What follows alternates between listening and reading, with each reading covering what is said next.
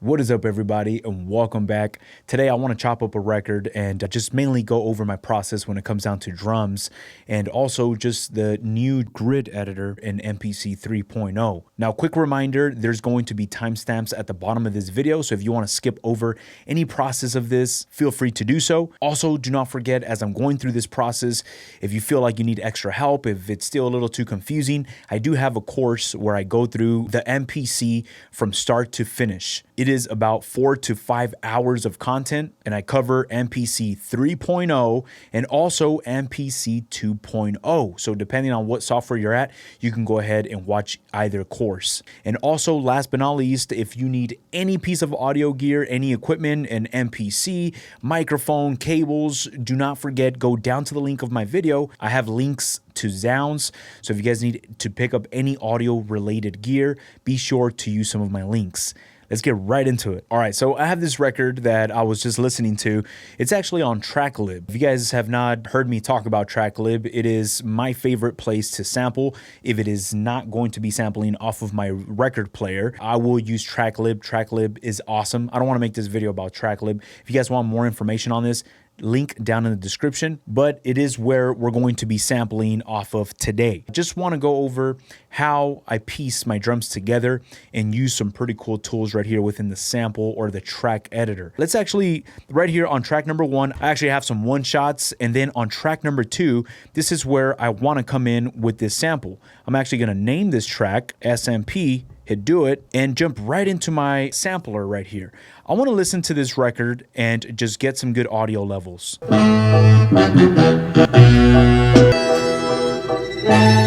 Let's jump into our track or our sample editor. If you want more information about how I chop up my records and you are signed up to the course, check out this chapter and this module right here where I go deep into this process. Go from trim to chop, and let's start chopping this up.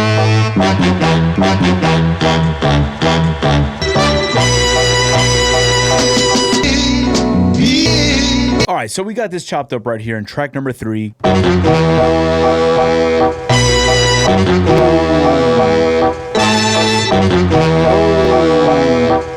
All right, so the sample sounds really good right off the bat. Now, I usually like to use drums to guide me on how I'm going to perform my chops. Most of the times, I'll have drums already laid out or sequenced for me. In this case, I'm kind of doing a blend between both elements. I have my drums I have not laid out just yet, and then I have my sample. Before I even lay down the drums, I kind of want to hear, where is the tempo of this sample going to be at? Am I going to pitch this up? Am I going to pitch it down? How fast do I? Because this sample right now is just leading the way. I feel like this sample, before I even thought about drums, I knew how I want to perform these chops. So I'm actually going to go into this track editor. I'm going to go into global, and I'm going to pitch this down.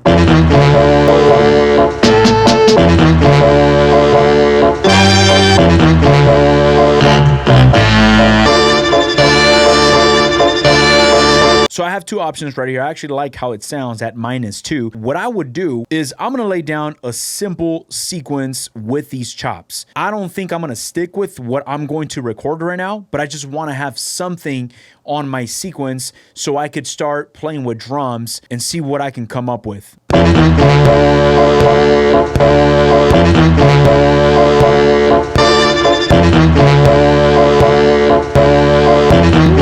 right, let that go. I'm gonna go to my drums and see what we kind of find right here.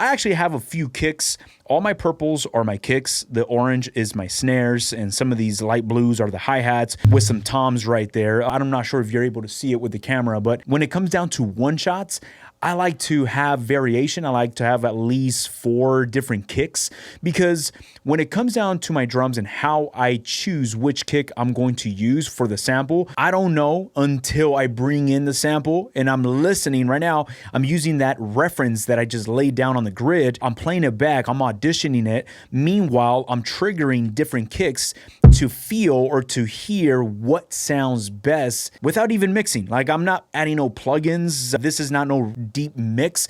There's just levels right here. It's just everything is at unity gain, and I'm just paying attention to the sounds that I'm blending together. As of right now, I actually like kick 1 with snare 2. Just these two elements right now sound very good to me with the sample that I'm using. Now, when it comes down to recording drums, I like to jump into my grid editor. You know, you now have the arranger, which is awesome. It's kind of like a blend of your grid editor and your whole arrangement of your sequence.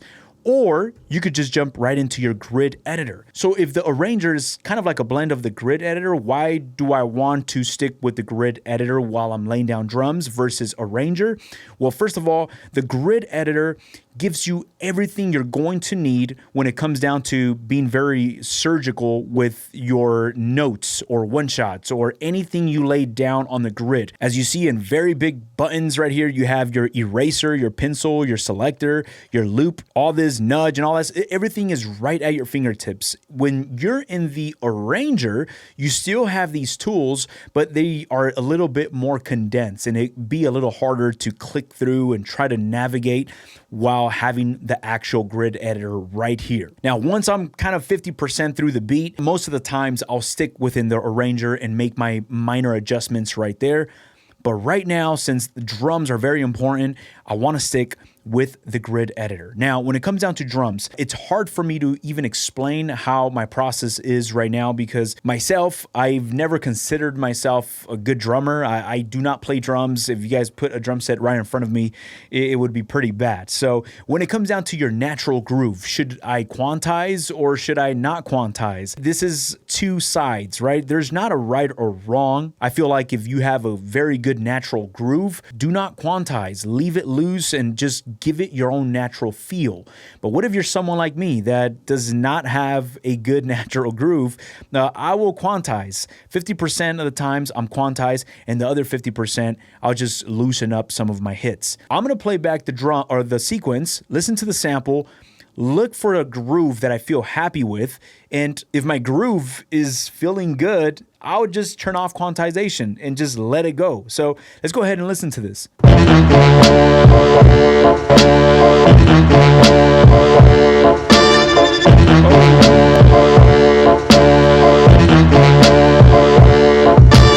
right, I'm gonna turn off quantization, turn off TC, and just record this loose. Let's do that again.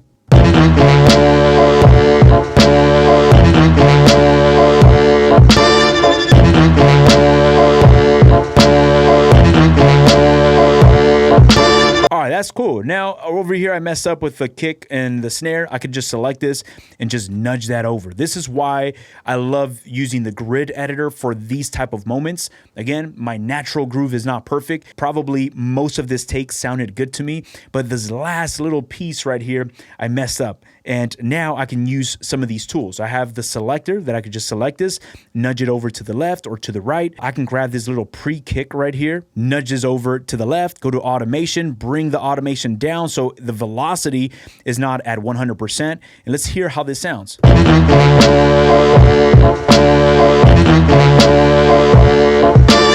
gonna throw in another kick right there.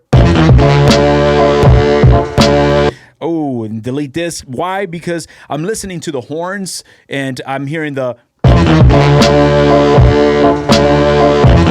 right there. I need a double kick right here too.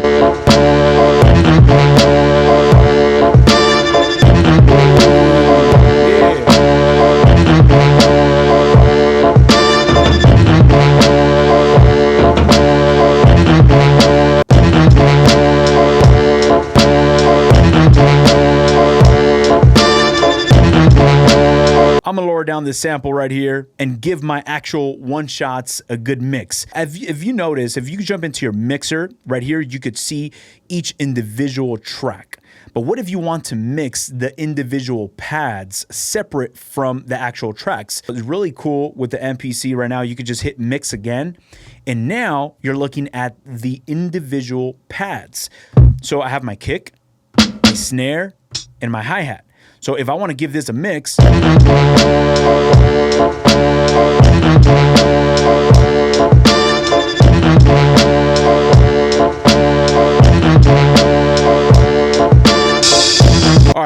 add this open hat, and I want this open hat to shut off as soon as that kick hits. In order for me to do that, I go to global right here.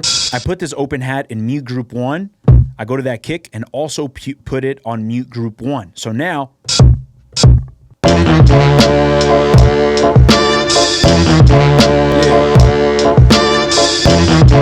all right, cool. I could actually zoom in right here and take out this closed hat. As soon as that open hat hits, select that closed hat, hit cut.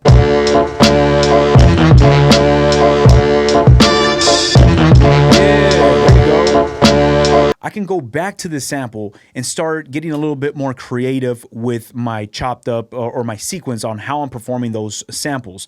Now that I have a good reference of those drums, you don't have to commit to that sample, the way you rearrange those chops. We could jump over to that sample track, jump into the grid editor, select all, and let's cut all that out so we don't have anything right here. It's just our drums. But now we can start coming up with different ideas.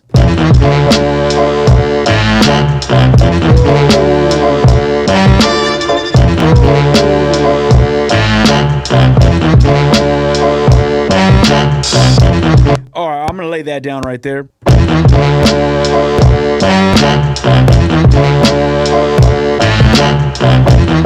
Oh, I like that. I just don't like what I did on this second bar. I can just loop that, record, play, start. Yeah.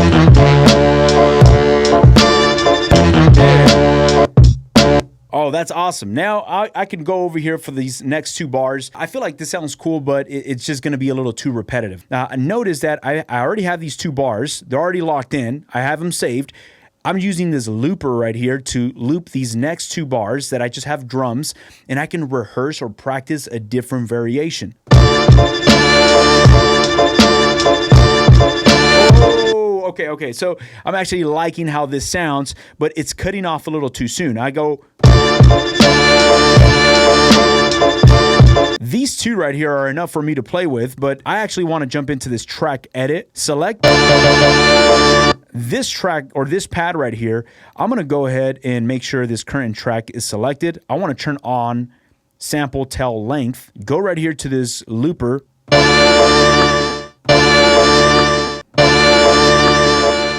Notice how this is playing it, and as soon as it plays it, it automatically just reverses right after it finishes. So the reason why it's going to work right here is because this is just kind of a legato or elongated note where there's really not a start or an end. There's not a transient that's a little too aggressive. So it just sounds like it's a tail that lasts forever.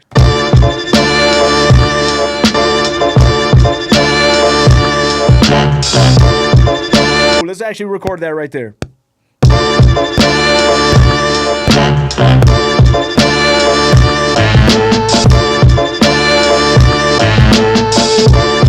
Notice that I just focused on 2 things right now. We just have our drums and our sample. How we lay down the drums. I did not use quantize. I just took off quantization and used the grid editor. I'm not perfect. My groove is not perfect. I did mess up on some of my one-shots. I could just select individual one-shots within the grid editor. That's why I always say it's very important to get familiar with your sampler. If you have the MPC 1, MPC Live, MPC X, whichever MPC it is that you have, really get to know it. Understand the grid editor is very important because you could really create different types of swings if you're the type of person that says, you know what, I do not want to use quantization and have my own natural groove. Go ahead and use it, but use some of the tools to your advantage. If you're not perfect, as I'm not perfect, I'm able to nudge certain notes. Same thing goes with our samples. You know, or I just came up with a sequence or a loop that I was like, man, this would sound cool if I had an extra second of length on this sample chop. Understanding what are my options. Do I duplicate the sample chop to a different pad and just re-trigger it? Do I reverse it?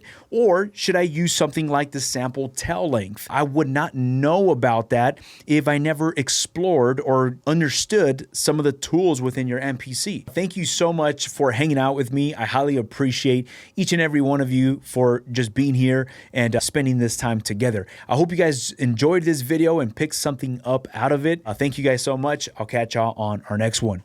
Peace.